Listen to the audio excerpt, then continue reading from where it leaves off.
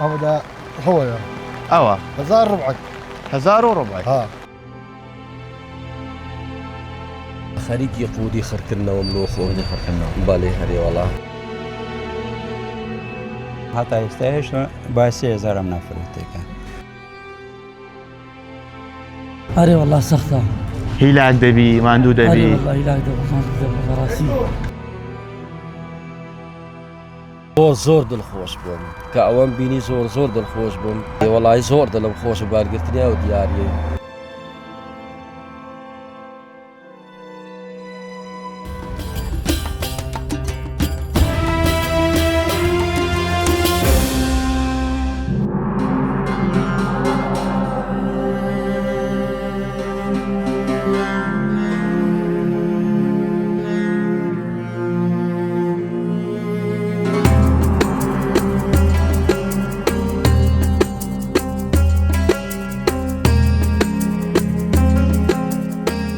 ئەمڕۆ دەستبار لە کەڵک چییە؟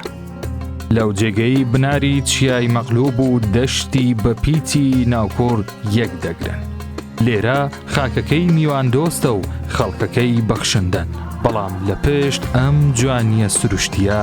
چیرۆکی ئەو دەستە ماندوانە هەن کە لە نێو زەحمەتیەکانی ژیاندا وەک چیاکانی دەوروبەریان بەسەر بەرزی وەستاون.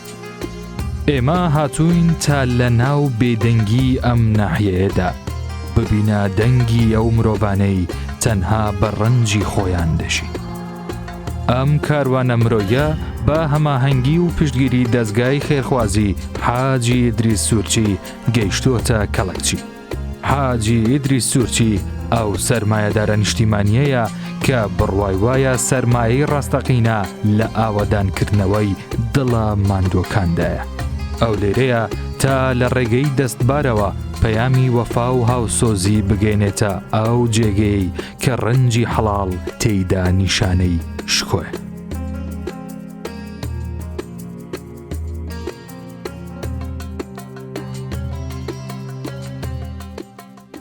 دیمەنێک دڵ دەهەژێنێت. باوکێک لەگەڵ منداڵە بچووکەکەی لە نێو خۆڵ و خاشاکدا بە دوای قوتوویەکی بەتاڵدا دەگەڕێن. ئەوان بۆ پەیداکردنی بژێوی 7 سەرخێزان شەڕی بێکاری و نەبوونی دەکەن.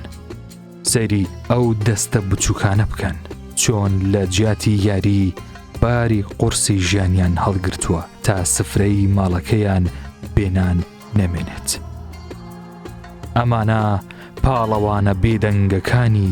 ناوکوڕن. ماندی نەبی ئەحواڵت باشی سەحەتت سلامەتی چۆنی دەنگ و باستان باش ئینشاڵڵا.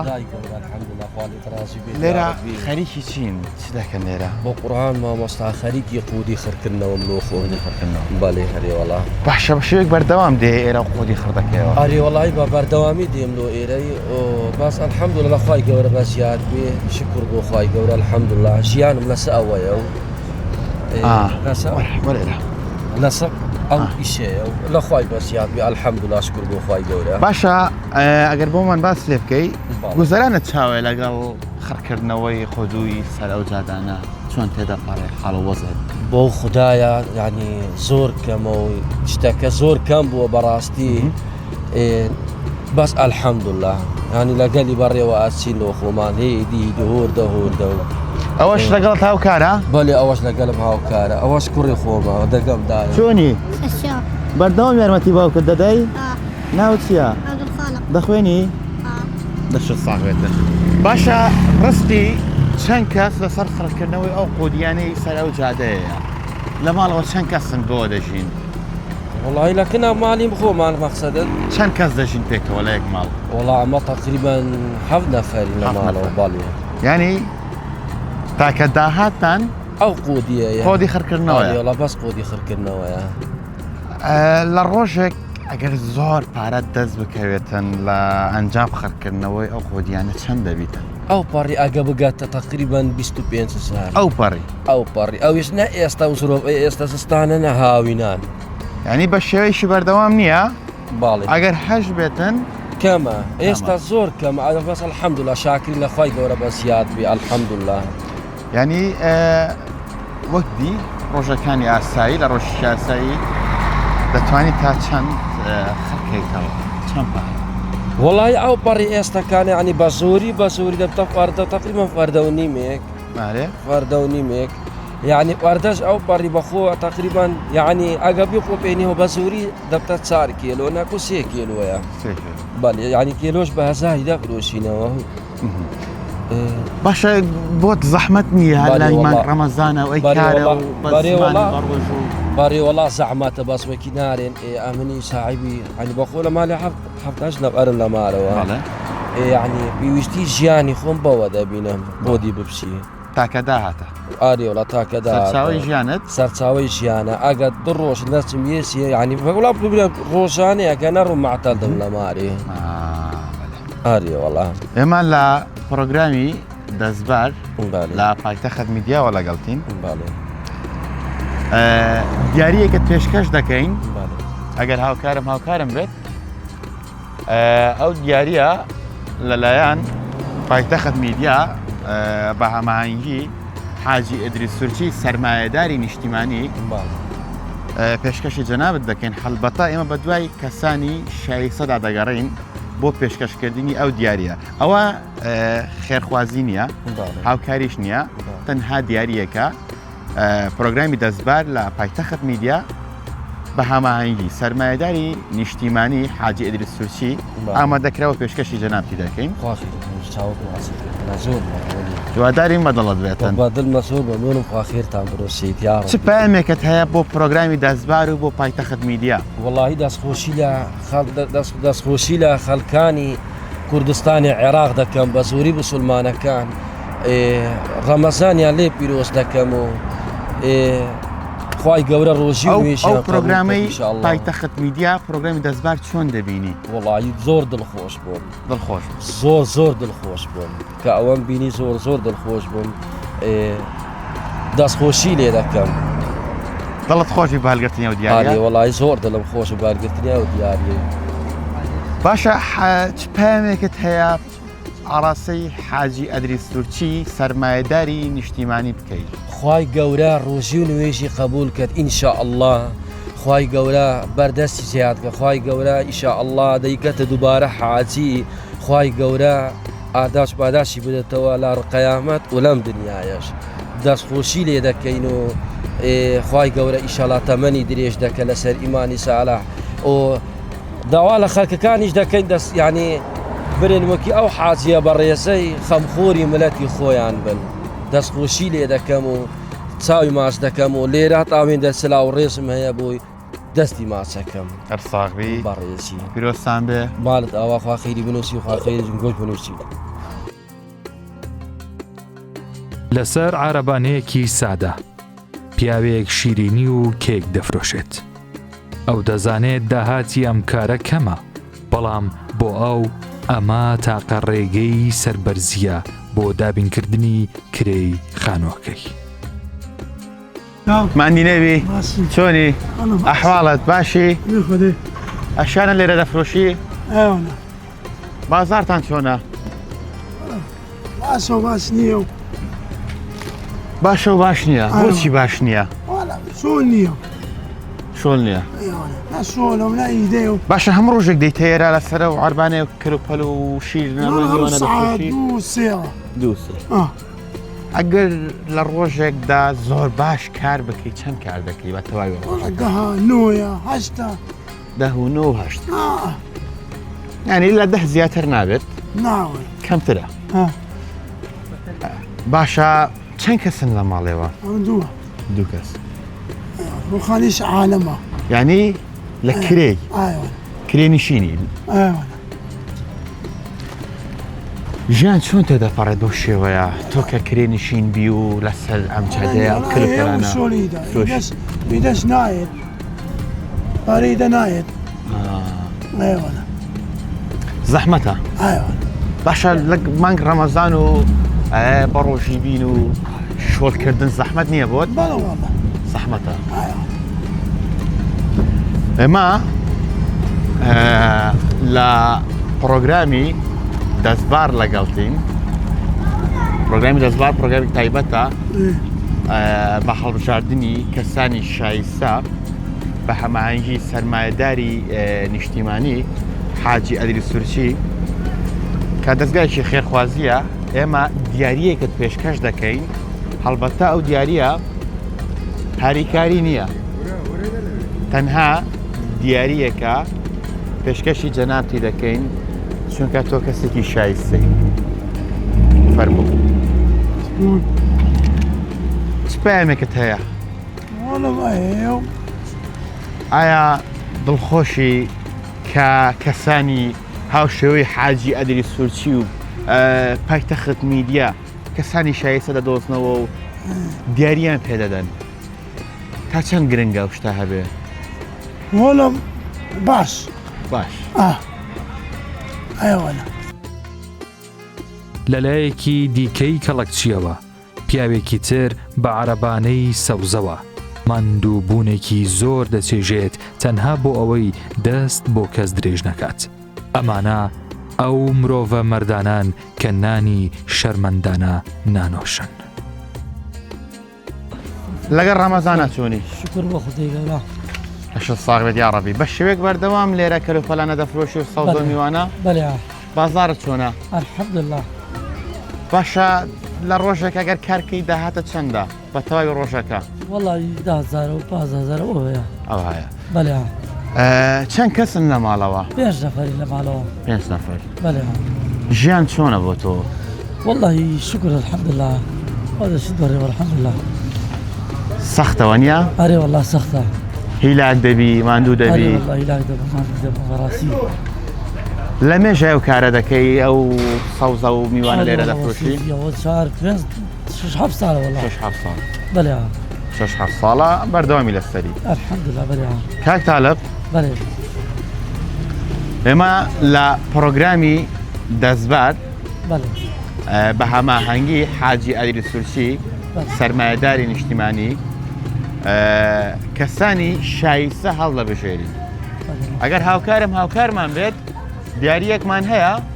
ئەوە نە هاوکاریە نا ئەوەیە هاوکاریت دەکەین فقط دیاریەکە تەنها دیاریەکە لە پرۆگرامی دەستبار کە بە هەماهەنگی حاجی ئەدری سورچی کەسانی شایستە هەڵ دەبژێرین و پێشکەشیان دەکەین ئەو دیاریە پێشکەشی جەنابەت دەکەم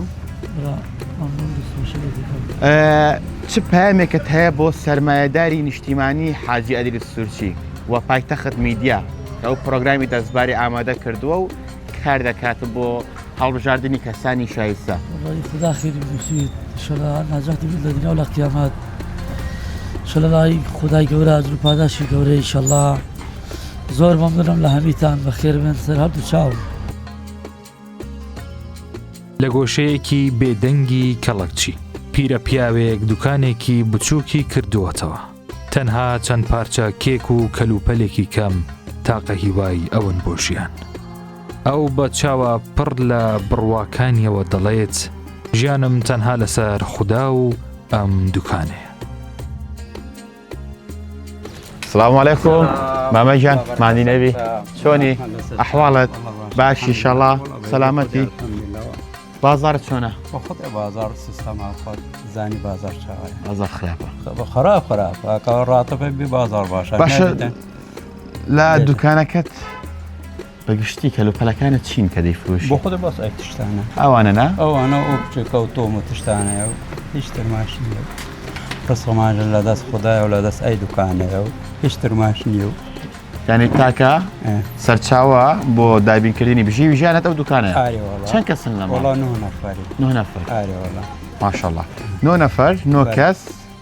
و معیشەت هەڵە سەر ئەی دوکانە خۆدا و ئەی دوکانە خدا و ئەو ئەی دوکانە دوکان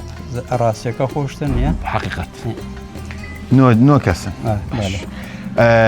چەند ساڵە دوکانەت هەیە لێرە کارە دەکەیت؟ نادەم 15 16 لەو دەورەیە بۆ 16 زیاترە زەحمەت نییە ژیان لە ئێستادا بە چونکە وەک نەفەرتان زۆرن لە ماڵەدا داهاتان کەمە وەڵاو دا ژیان وەتان چۆن پێ تێدەپەڕێت؟ ناکرێتە ئێستا بخۆم لە پێ سقات بێکم سۆفانم یا ڕۆژە چما دکتۆر عیلاجی داکە پێم ماڵمانشن ساغە ئەوەی هەمانە عیمادە عیماژەی شۆل ناکە کولێ خلاص کردی و نەمحاضری نەتەعین دەبێتن مدەیەکی ئەو لە شۆلی کرد هاتەوە یعنی سەر بە سەردەردەچێمە ئەگەر لە ڕۆژێکدا لێرە ئەو کەلوپەلانە بفرۆشی چەند دەیفرۆشی بۆ خودێ چەند قازانج دەکەی قازان نییە بەس بژە فرۆتەن بەس قازانج نایەتەکردن زانی چێ ئێستا وڵاتەکەم سەعات دوو هاتەکەم هەتا ئێستاش با 3000 نەفرۆتێکە لە کاتژمێر دووەوە ئاری سەعات دوو هاتمە ئێرە هەتا ئێستا لە باید کرێشی لێرە ئاریوەڵە کرێم ئیجاری 110,000ش باشە ئێمە لە پرۆگرامی دەستبار لەگەڵتین پرۆگرامی دەستبار بە هەمەهەنگی حاجی ئەدیری سورچی سەرمایهداری نیشتیمانی ئەو دیاریەی ئامادە کردووە بۆ جەنابتان ئێمەش پێشکەشی جەنابتی دەکەین ئەوە هاریکاری نییە دیارریەکە ئێمە پێشکەشی جەنابتی دەکەین ڕحمە لە دایک و باوتان خدا خێر هەمی بنووسیت و ڕەمەزانمانش خۆشە الحەمدلله سپایامێکت هەیە بۆ خۆ سەرمایهداری نیشتیمانی حاجی ئەدیری سورچی و بە هەماهەنگی پایتەخت باسییان دەکەم هاریکاری فەقیر و هەژار بکەن گەلێک مەمنۆنم وەک کابراوتی بەخۆتان زانە زۆرۆف چاوایە کە زۆرۆفەکە خۆش بێتەوە کابرا دیارە بە سیستە زۆرۆف مۆچە نایەتەن شۆڵمان ئێستا لەسەر مۆچەیە سەرڕاتە بێتە مۆچە پچێ هەراقا دەکات باشە بە سیستە نایەتەن عالم جو کافتێکە قەرد و قەرداری هەر بە قەربینە وەڵا ئێستا تەقریبا مەیلونی قەردارم لەسەر دوکان خدا ڕستق زیاد کاتن سپاست دەکەین پیرۆزت بێتن بەڕێزی سپاس بژی لۆژێکی ژیان لێرە زۆر سەختە پیاوێک لە ژێر بارانێکی توندا لە گەرمای سووتێنەر و سەرمای تاقەت پڕوکێندا خەرێکی فرۆشتنی جلوبەرگە ئەمڕۆ پاش ئەو هەموو مانەوەیە لە بەرباران دەستکەوتەکەی تەنها 1250 دینارە ئەمە ئەو کاتەیە کە دەبێت دەستبار بگات و بڵێت ئێمە ماندووبوونی تۆ دەبینی سلام علیکم ماندی نەبی چۆنی ئەحواڵت باشی بەخێراتن خێر بێنی مەمنونی ساغ بی جەوی ساردەوە نییە والله جوي سادة الحمد لله لە کەیوە لێرەی والله تقريبا بجوز ساعات يكشي المرور تا يستا يعني واعتبارها حتى مغرب شوي لێرە چی دەفرۆشی ئەوەکو دیارە وخدا جريكي بالا دفروش جريك بالا مثلا تركسود مانيا فانيرا مانيا انواع الجريك مانيا مثلا جريكي هاوينيه بوهاريه يوادارم خلشي كلاشي نارون هاي الشيء مثلا مثلا جريكي جران باي ذكرن اسا ما فانيرا مانيا او ببياسات ئالێرە کەلوپەلت هەمووی نرخ خەرزانن ونیە بله الحمد لله اخوة بزيادة باشە ئێوە هرزانو بصري مناسبش کە شۆکە بوو بە بەفر والله بەتەمانی بگەڕێتەوە ماڵ بخوات ديرو حتى ساعة مغربي حتا تا بانگی مەغریب لێرە دەمێنێ دەمێنێ باش ولا بربي مثلا انا قدرنا مثلا قدرنا موشات اخر ديتو ما يساوي شو كار لكن لا بربي موشي قال مثلا قجال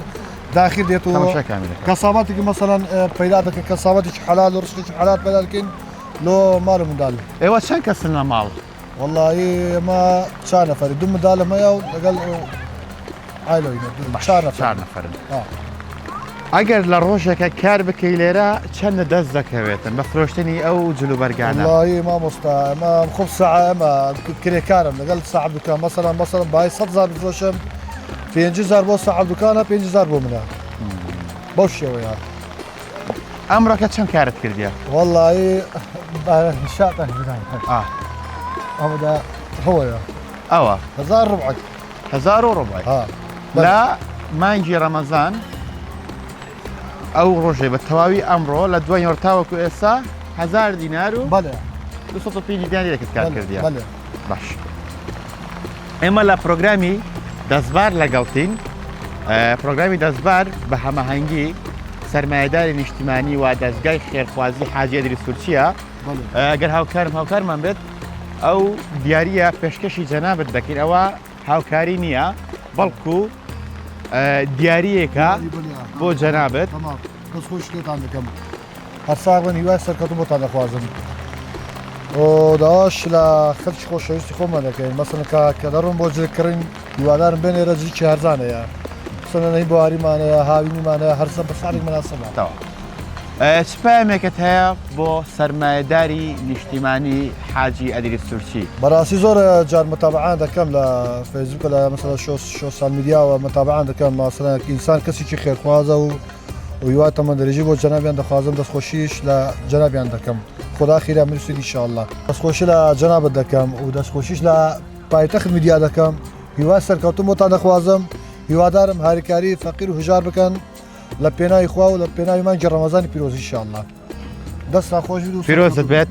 گەلێک سپاس ڕاگەورە نیازی سەلامەت بی هاتکە ئینشاءالله بەڕێزی خدا حافظ ئەوات خدا ئینشاءالله کەڵکچی پێیگوتین نانی حەڵاڵ هەندێک جار بە خوێن و فرمێسک پەیدا دەبێت. دەستبار لێرەیە تا ببێتە مەرهەمێک بۆ ئەم برینانە و ڕێز لەم هەموو مەردایەتیە بگرێت. سپاس بۆ حاجی ئیدریس سورچی کە بووە هۆکاری ئەم خەندە پڕ لە کەرامەتانە. تا وێستگەیەکی تر و زەردەخەنەیەکی تر خواتان لەگەڵ.